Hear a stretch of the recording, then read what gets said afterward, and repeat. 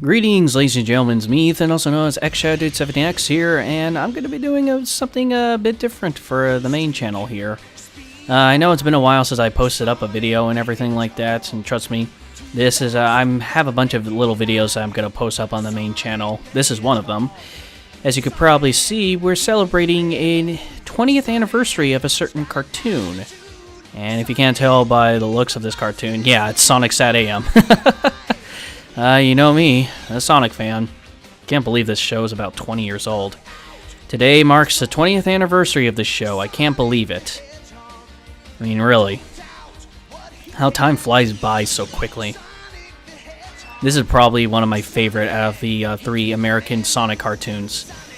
It's definitely the best animated, the best written. I do love Adventures of Sonic the Hedgehog, but it's kind of a sugar high type of cartoon, really.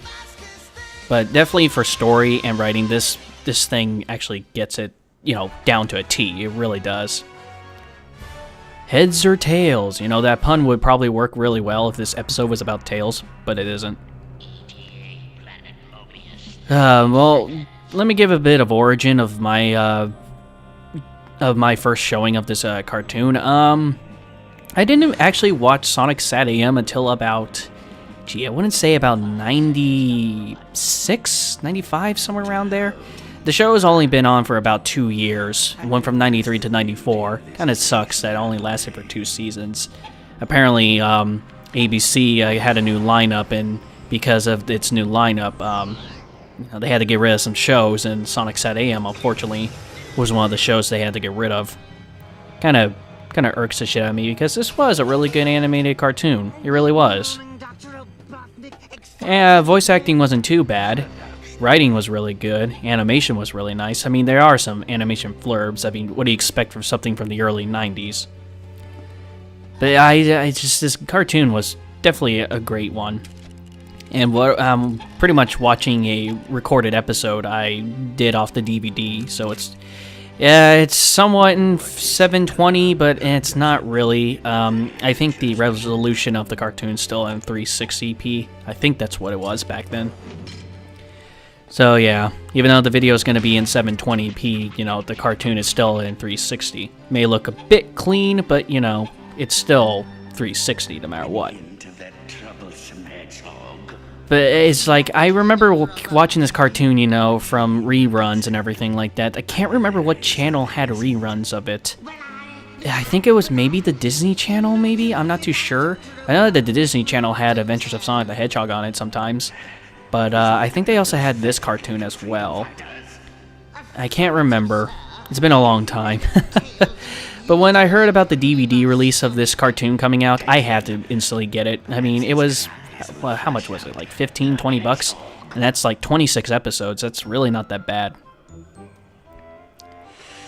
So right now we're watching the first episode, which is the pilot episode, which more pilot episodes means pretty much that they show this one episode to the people, so that way they can greenlight the cartoon and whatnot. There's a little Tails.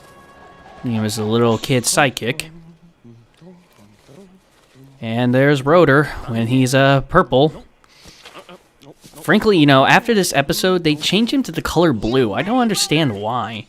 I mean, out of all the characters in here, Rotor gets the most, gets changed the most. Well, other than Sally, but that's a whole other story. Oh, hello, Jaleel White. I completely forgot that you voiced Sonic back then. Way past cool, huh? How do you like the entrance? You know, the way I come flying in, hit the old Axl Rose pose. It was very interesting to know that Urkel played Sonic the Hedgehog back then. It's too hard rock. It's gotta be softer. Softer? What do you mean softer? Oh, I hate softer. Softer is for pillows, for ice cream. Music has gotta move. It's gotta be pedal to the metal. It's gotta... Ballad. Ballad? Schmalad? Nuh-uh. No way, man. Ballads make me want to hurl. Ugh. Oh, chunkage contained. That's later gonna come out of his ass. Thought you said Tails was picking flowers. He was 2 minutes ago.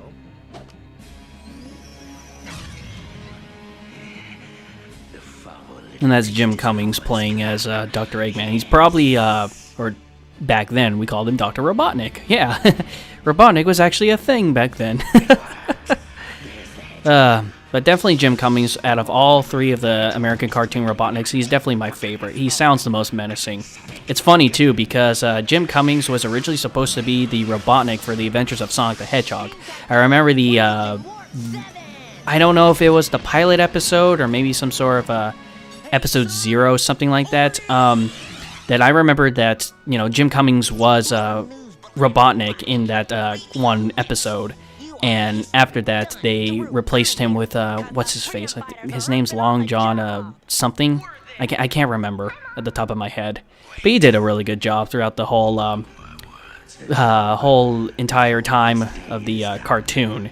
He definitely got the humorous vibe definitely going. Dr. Robotnik. I can't do the voice. But Jim Cummings is definitely my favorite because, he sounds the most menacing. He really does sound like a villain. Then, when Sonic Underground came, the guy who played Grounder in Adventures of Sonic the Hedgehog did his voice in there. And, he as an actor and a voice actor, I do respect everything he does, but for playing Robotnik in Sonic Underground, no, not really. Yep, scootin' and rootin'. For Sonic SatAM, if it wasn't for this show being created, the Archie comics probably would not have existed. Some people get that, that's probably the biggest mistake that people think, is that the Archie comics inspired this cartoon. No, it's actually this cartoon that inspired the Archie comics, believe it or not. It's a common mistake that most people have.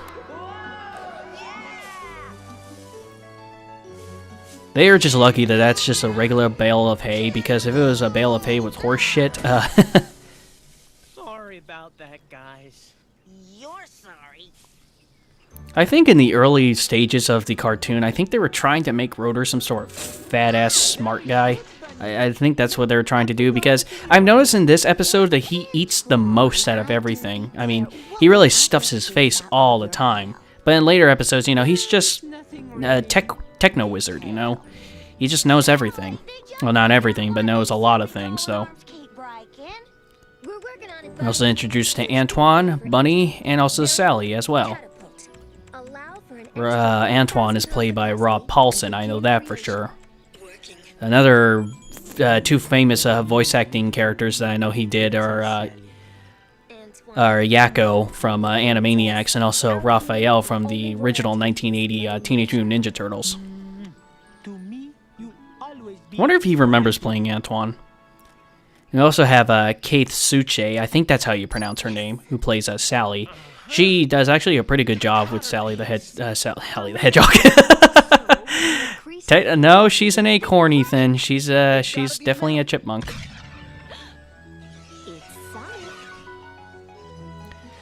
Ay. Some people think that she's a squirrel, but no, she's actually a chipmunk, believe it or not. Even though her father is a squirrel and her mother's a chipmunk. It's odd. You think there'd be some sort of abomination sort of value in there, but I guess not. What about it? Didn't I help yesterday? No? Is there an echo? Kei Suche has done a lot of things beforehand. She's definitely one of the veteran voice actresses out there. Thank you. I was built for Other things I'm trying to remember that she did is that she played Phil and Lillian in Rugrats, and I know she also played Dexter's mom in Dexter's Laboratory. Those are the two, the three characters that come on the top of my head that she voice acted for, other than Sally. What? I know that. Cotter pins. Come on, Rotor. We gotta do the ring thing. Damn, Sonic must have a very strong backbone if he's able to carry Rotor like that. Is it time yet? Any second now. You would expect his knees to collapse, but I guess not. I got it! Hey, Sonic! How come you're the only guy who can use the power rings? My Uncle Chuck invented them for me so I could bring down... Yeah, I guess they had to use the rings for something other than endurance. So they got this whole power ring concept from this cartoon. And, the Archie comics did go off on it for a bit. Until, the Chaos Emeralds and everything like that. And now Sonic just relies more on the Chaos Emeralds. In the modern comics right now, he doesn't use the power ring whatsoever. The power ring was more of like an early stage of the Archie comics. And it just goes to show that Sonic gets more powerful each and every time. I mean, think of Sonic Generations, in Sonic Generations, he didn't need to be supersonic in order to defeat Chaos.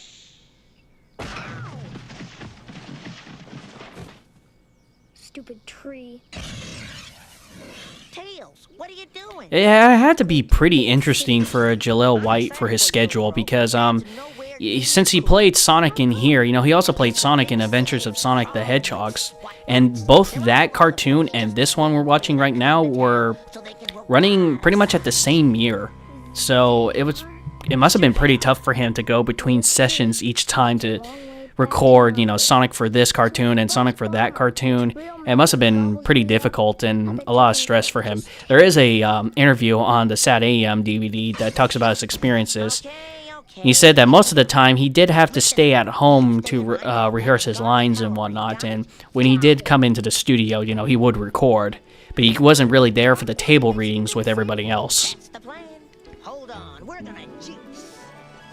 And you gotta give the guy credit, because frankly, he's not really doing that much anymore. I know that, I heard that he's hosting a new, some sort of show or something like that on the Sci-Fi Channel. What was it called, like Pitch Black or something like that? I don't remember. Blackout? Something. Something like that. I know that for sure. Wow, this rain is definitely not animated very well. Because this thing had better animation, the raindrops would, hit the floor. But now, they're just using it as like an overlap to give the illusion that it is raining. Now, throughout this episode, Tails will keep sneezing. I think it's because of those flowers, I'm not too sure.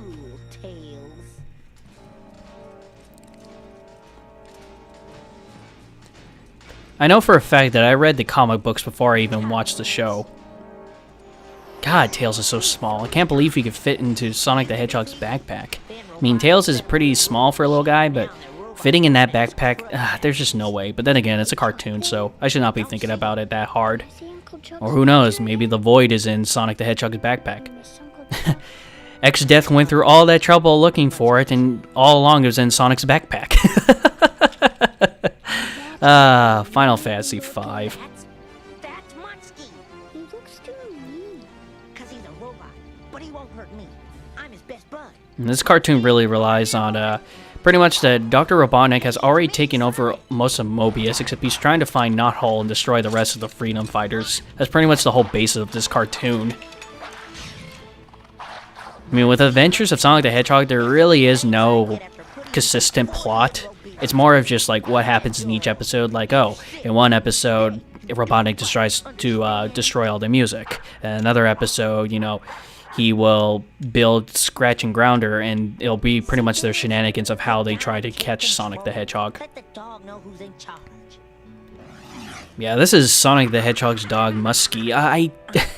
This really boggles my mind because a hedgehog family has a pet dog. This is actually a real dog. A dog that's on all fours and barks and everything like that. Muskie does appear in the comic books and whatnot. I just find it odd that this anthropomorphic hedgehog family has a real dog. I don't know, that boggles my mind so much. Even one time that Muskie did talk to Sonic. That was one time in the Archie comics when he returned back from space because apparently there was some sort of chip that was implanted in his brain in order for him to understand the alien languages while he was out there. But yet they never bring it up ever again. But then again, the Archie comics have gone through like 3-4 writers. Hang in, cause someday we'll be together again.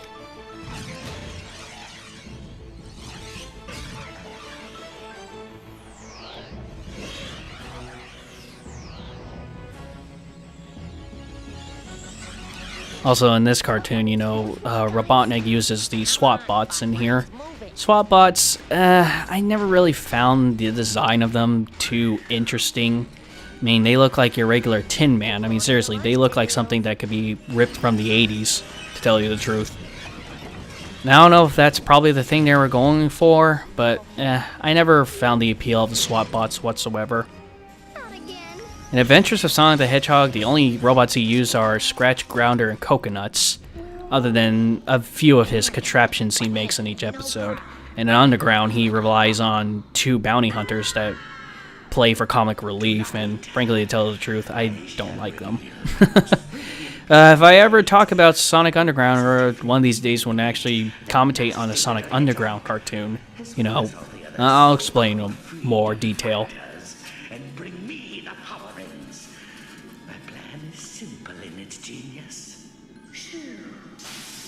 Sonic, I gotta go to the bathroom. Real bad. What are you talking about, Tails? The void is in there, so if you poop or pee in there, it'll instantly go away. That my buzz bombers under Snively's Right there is Snively. For those who don't know who Snively is pretty much Dr. Robotnik's nephew. And in here he's played by, I think his name's Charles Adler. I think that's his voice actor. And the only thing I could think of what he did other than Snively is, I know he played Starscream in the Transformers movies. You know, the Michael Bay ones, you know, the really shitty ones.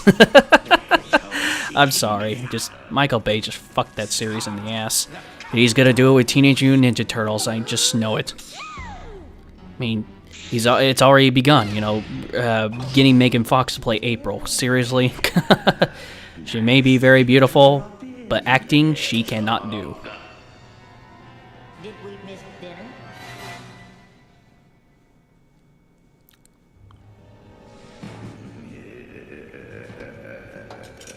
Does this mean dinner's off? I definitely love Robotnik's voice, of what Jim Cummings does for his voice. I mean, seriously, it's like the Nostalgia Critic said. It's like he's orgasming on everything he says, because he goes, oh, that's just so good, and everything like that. He's definitely right. It does sound like he's doing that every single time. I especially love it, you know, when Robotnik is so happy, because that's what it sounds like. It does sound like he's having an orgasm every single time. And unfortunately, once you hear it once, you can't unhear it. Let's you worm out of this one, Hedgehog. That robot bird that Robotnik has with him in this episode, that robot bird will never appear again. But then again, remember, this is like the pilot episode, so, you know, they're testing their boundaries of what they can do with this cartoon. And this first episode is really nice for what it is. I mean, this is the episode that greenlighted the show, so yeah, it had to do something right for the executive producers of ABC for them to even want this show on their lineup. Where the hell did those goggles come from, Tails?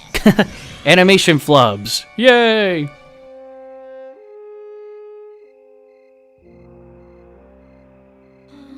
It's bad enough that Sonic doesn't help out. Now I'm worried about him and Tails. I'm sure they're fine, Sally. Do you think Sonic does all those childish things just to make me mad? Oh, honey pie, I think that's just Sonic. It's what makes him special.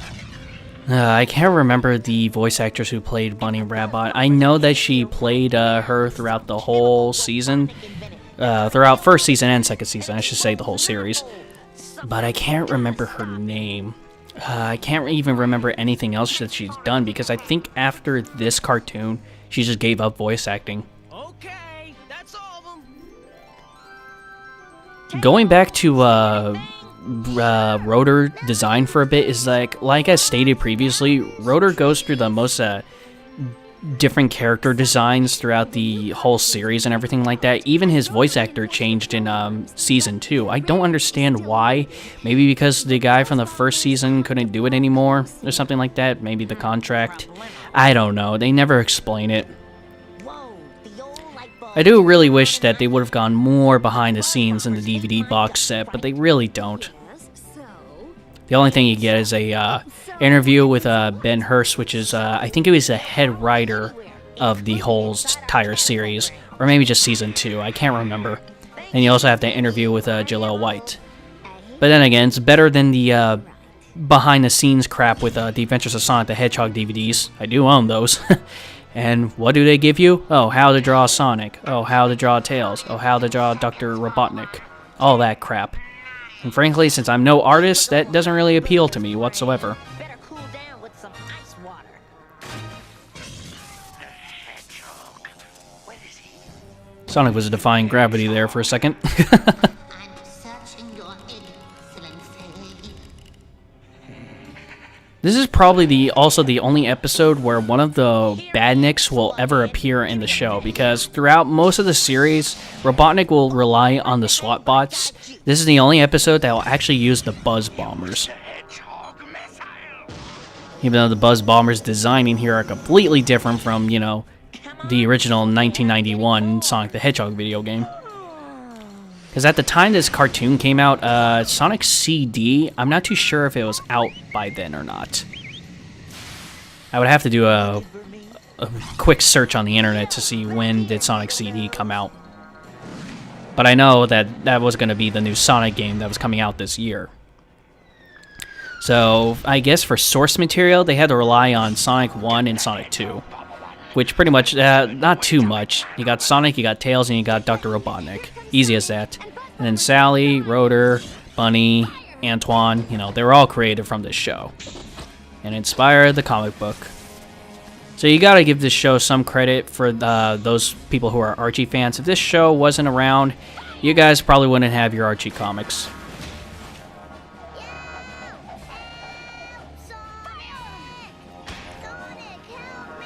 I'm acting! Help! Seriously, that's probably the worst that the kid has ever done. I'm not too sure if Tails' voice actor changes also in Season 2. I definitely know that Rotor does. But, Tails, I'm not too sure. They pretty much keep all their voice actors throughout the entire series. Like I said, Rotor's the only one that changes. I know that Sally changes over the seasons as well, too. In this pilot episode, you can understand that she's pink and everything like that, and in the comic books, they like to explain that she fell in some sort of chemical bath while trying to go after Dr. Robotnik, or try to stop one of his schemes. And then she'll be back to brown, and then she will have her coat, you know, her famous vest, and then she'll have pupils in her blue eyes and whatnot. So, yeah.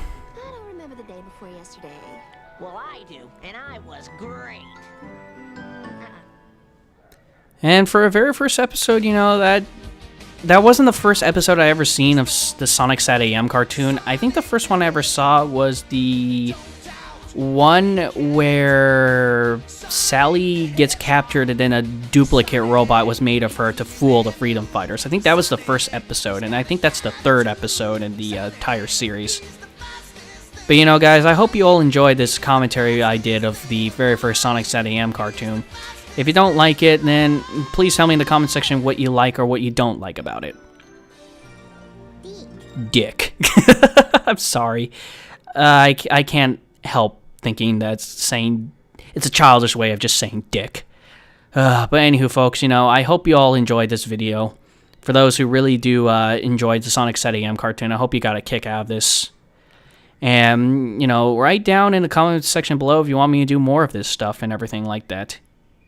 Because I'm always trying to look for new things I could do for my main channel other than reviews.